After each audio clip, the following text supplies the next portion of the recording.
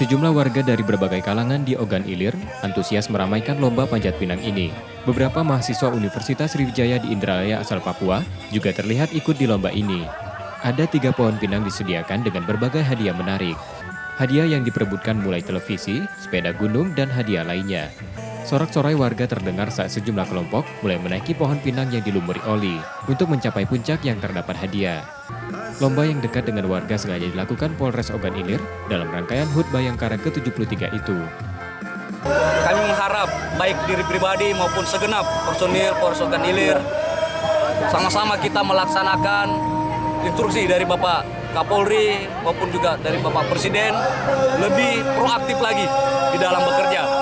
Insya Allah tadi disampaikan sambutan Bapak Kapolri di mana tunjangan kinerja kita yang 70% 5 tahun ke depan insya Allah.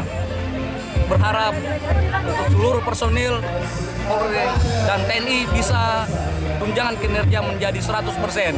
Dengan catatan tadi instruksi beliau kita laksanakan, yaitu kerja lebih proaktif lagi, memberikan pelayanan kepada masyarakat, bangsa dan negara dengan ikhlas.